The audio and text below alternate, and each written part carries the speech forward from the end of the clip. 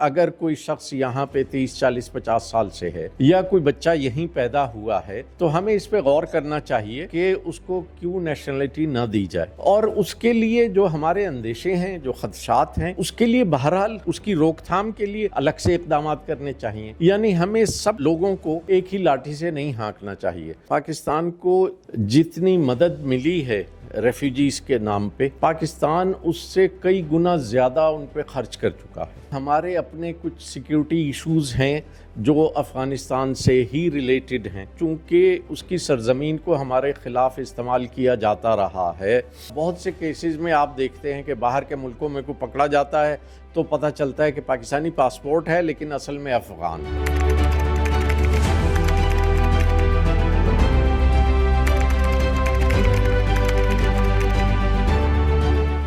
دیکھیے، عمومی طور پہ ہر ملک کے سٹیزن شپ کے کچھ اپنے قواعد و ضوابط ہوتے ہیں۔ بعض ملکوں میں ایسا ہے کہ آپ 5 سال رہتے ہیں تو ریزیڈنسی مل جاتی ہے اور 10 سال میں آپ کو وہاں کا پاسپورٹ مل جاتا ہے، نیشنلٹی مل جاتی ہے۔ بعض ملکوں میں ڈوئل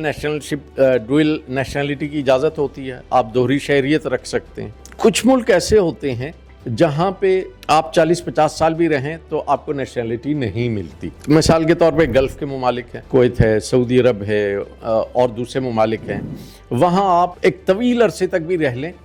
تو ایسا کوئی امکان نہیں ہوتا کہ آپ کو نیشنلٹی ملے گی۔ اس لیے جو پاکستان ہے وہ ایک نمبر 1 تو یہ کہ ایک منفرد کیس ہے اس لحاظ سے کہ یہ نہیں کہ یہاں پہ کوئی اتنا عرصہ رہ لیا تو اسے نیشنلٹی مل گئی، اور دوسرا یہ کہ ہمارے اپنے کچھ سیکیورٹی ایشوز ہیں جو افغانستان سے ہی ریلیٹڈ ہیں۔ جیسے آپ انڈیا والوں کو بہت آسانی سے نیشنلٹی نہیں دے سکتے، اس کا کیس بہت بڑی پروسیس ہو کے کافی کمپلیکیشن سے گزر کے تب کہیں منظور ہوگا۔ اسی طرح افغانستان بھی چونکہ اس کی سرزمین کو ہمارے خلاف استعمال کیا جاتا رہا ہے اور اس کی وجہ سے یہاں بڑے عرصے دہشت گردی رہی ہے اور اب بھی ہے، چنانچہ ان کیسز کو دیکھتے ہوئے ہمیں بہت محتاط رہنا پڑتا ہے۔ اصولی طور پہ یہ بات ٹھیک ہے کہ اگر کوئی شخص یہاں پہ 30 40 50 سال سے ہے یا کوئی بچہ یہیں پیدا ہوا ہے تو ہمیں اس پہ غور کرنا چاہیے اور کہ اس کو کیوں نیشنلٹی نہ دی جائے، اور اس کے لیے جو ہمارے اندیشے ہیں، جو خدشات ہیں، اس کے لیے بہرحال ہمیں کچھ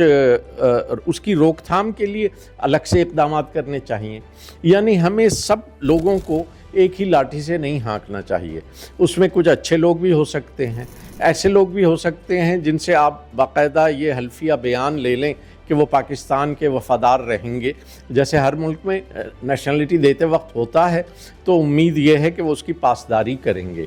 لیکن اس کے ساتھ ساتھ اگر آپ کسی کو نیشنلٹی دے رہے ہیں تو وہ ان بلک ایسے اناؤنس نہ کریں کہ جتنے افغان ریفیوجیز یہاں ہیں سب آج سے پاکستان نیشنل ہو گئے، بلکہ کیس ٹو کیس بیسس پہ اسے پروسیس کریں، ان میں سے ہر ایک کی سیکیورٹی کلیئرنس ہو اور اس کے بعد انہیں نیشنلٹی دی جائے۔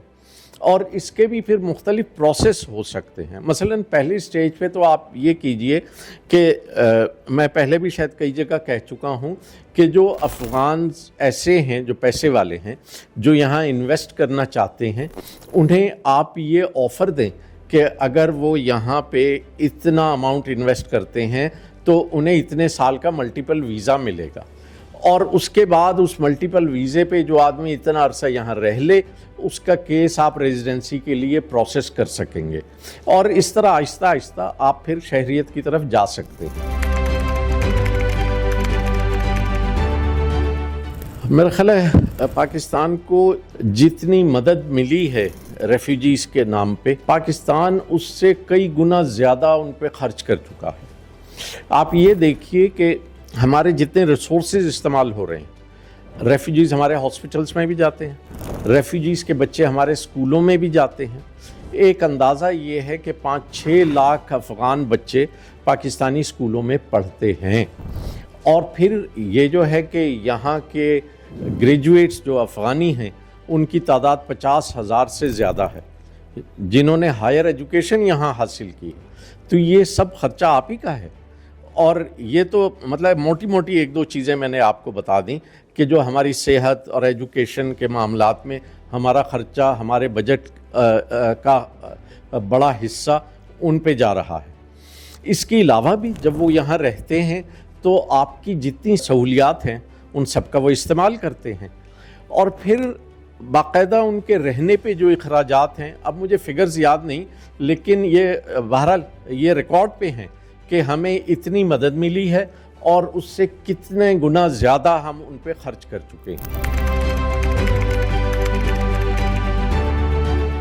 دیکھیں، جو اللیگل کو رجسٹر کرنے کا طریقہ ہے وہ تو جیسے پہلے آپ نے افغان سٹیزن شپ کارڈ دلوائے تھے، وہ اللیگلز ہی کو دلوائے تھے نا، تو اب بھی یہ ہے کہ اگر کسی سٹیج پہ آپ یہ طے کر لیتے ہیں کہ ان کو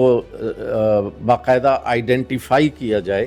اور افغان حکومت یہ کنفرم کرے کہ افغان سٹیزنز ہیں اور انہیں افغان سٹیزن شپ کارڈ دیا جائے،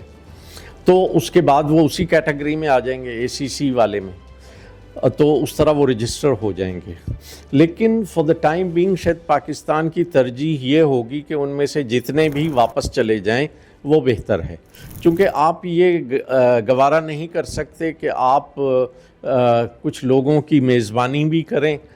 اور ان کے ساتھ بہت اچھا سلوک بھی کریں اور بدلے میں آپ کو دہشت گردی بھگتنی پڑے۔ تو یہ ایک نیچرل ری ایکشن ہے جو کسی بھی قوم کا ہوگا۔ جہاں تک افغان ریفیوجیز کا تعلق ہے، اس میں سے کافی سارے تو وہ ہیں جو